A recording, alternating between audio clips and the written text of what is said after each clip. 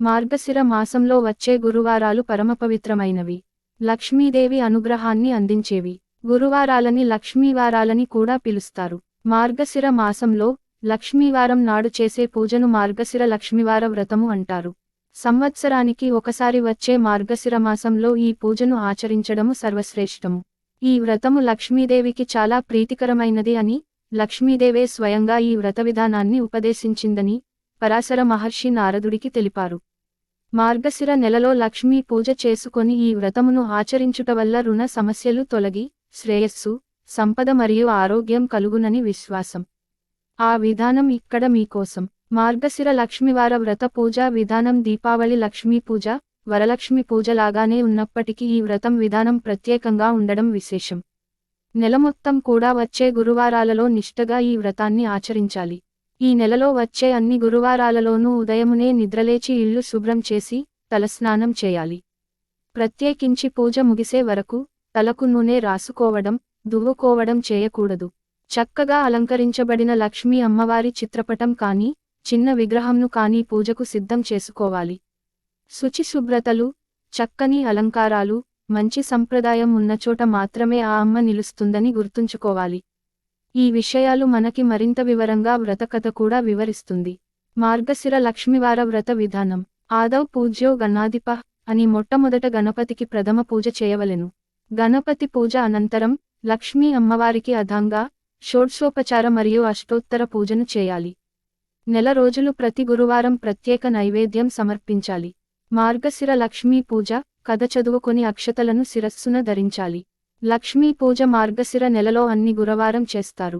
కేవలం 4 గురువారాలు మాత్రమే మార్గశిర మాసంలో ఉంటాయి కానీ ఈ లక్ష్మీ పూజ పుష్య మాసంలో వచ్చే మొదటి గురువారం నాడు కూడా చేయాలి. అదే ఇక్కడ విశేషం. మార్గశిర లక్ష్మీవార వ్రతం సమయంలో అమ్మవారికి సమర్పించవలసిన నైవేద్యములు: 1వ గురువారం పులగం, 2వ గురువారం అట్లు, తిమ్మనం, 3వ గురువారం అప్పాలు, పరమాన్నము, 4వ గురువారం చిత్రాన్నం, గారెలు, 5వ గురువారం పూర్ణం బూరెలు. మార్గశిర లక్ష్మీవార వ్రత కథ. పూర్వం కళింగ దేశములో ఒక బ్రాహ్మణుడు ఉండేవాడు. అతని కూతురు పేరు సుశీల. చిన్నతనంలోనే తల్లి చనిపోయింది. దాంతో సవతి తల్లి తన పిల్లను ఎత్తుకొమ్మని చెప్పి ఆ పిల్లకి కొంచెం బెల్లం ఇచ్చేది. ఆ సుశీల సవతి పిల్లలను ఆడిస్తూ ఆటలో భాగంగానే ఇతరులు మార్గశిర మాసంలో లక్ష్మీదేవిని పూజించడం చూసి తాను కూడా మట్టితో మహాలక్ష్మి చేసి జిల్లేడు పూలతోనూ ఆకులతోనూ పూజ్చేసి ఆడుకోమని ఇచ్చిన బెల్లం నైవేద్యం పెడుతూ ఆడుకునేది.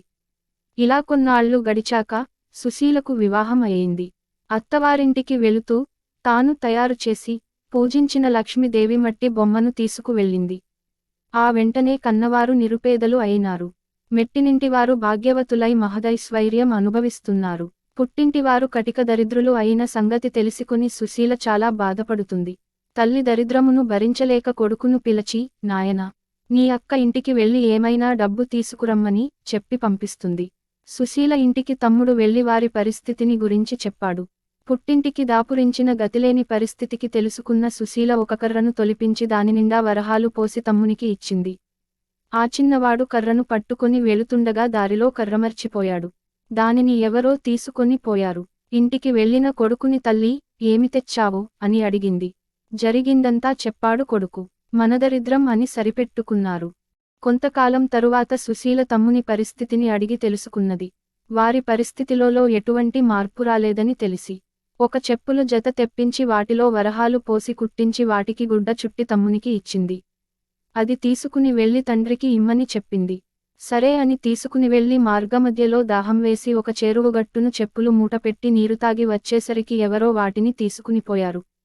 మరలా కొన్నాళ్లకు సుశీల ఒక గుమ్మడి పండు తెప్పించి తొలచి దాని నిండా వరహాలు నింపి ఆ పండు అమ్మకి ఇమ్మని చెప్పింది.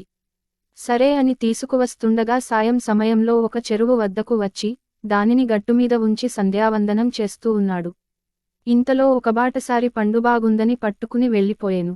ఆ కుర్రవాడు గట్టుమీదకు వచ్చి వెతికితే పండులేదు. చేసేది ఏమీ లేక ఇంటికి వెళ్ళాడు. ఈసారి సవతితల్లే పిల్లలను ఇంటి దగ్గర ఉంచి కూతురు దగ్గరకు వెళ్ళింది. తల్లిని చూసి సుశీల వారిదరిద్రమును తెలుసుకొని చింతించి మార్గశిర లక్ష్మీవారం నోము చేస్తే వారికి ఐశ్వర్యం వచ్చునని తలపోసింది.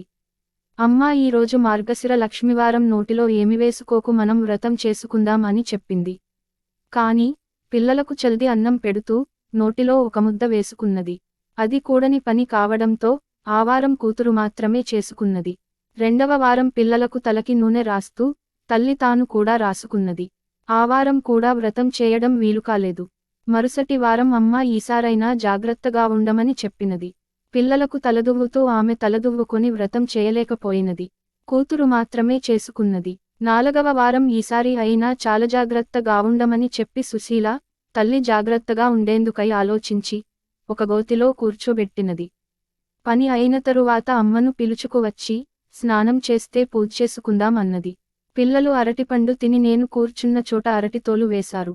నేను తోచక అది తిన్నా అని చెప్పింది ఆవిడ. అయ్యో అని తలచి కూతురు పూజేసుకుంది. ఇక 5వ వారం మార్గశిర లక్ష్మివారం వ్రతం ఆఖరి వారం. అప్పుడు సుశీల తల్లిని తన కొంగుకు కట్టుకుని పని పూర్తి చేసుకుని తల్లిచే స్నానం చేయించి వ్రతం చేయించింది. పూర్ణకుడుములు తల్లిచే నైవేద్యం పెట్టించింది. కాని మహాలక్ష్మి దూరంగా వెళ్ళిపోయినది. ఏమి అమ్మ అలా వెళ్ళిపోతున్నావు అని అడిగింది సుశీల. నీ చిన్నతనంలో నీవు బొమ్మలుతో ఆడుకుంటుంటే మీ అమ్మ చీపురుతో కొట్టింది అందుకే అని చెప్పింది. అప్పుడు తన తల్లి చేసినదానికి క్షమించమని ప్రార్థించింది. మళ్ళీ నీ తల్లిచే వ్రతం చేయించమని అదృశ్యము అయినది మహాలక్ష్మి. సరే అని మరుసటి ఏడాది మొదటి వారం పులగం, రెండవ వారం అట్లు, తిమ్మనం, మూడవ వారం అప్పాలు, పరమాన్నము, నాల్గవ వారం చిత్రాన్నం, గారెలు, పుష్యమాసంలో మొదటి వారంలో పూర్ణపు కుడుములు వడ్డించి తల్లిచే నోము చేయించింది. ఇద్దరూ కదా అక్షింతలు తలమీద వేసుకున్నారు.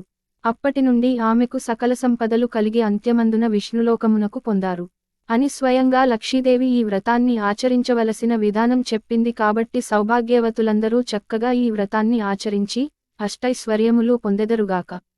శుభం.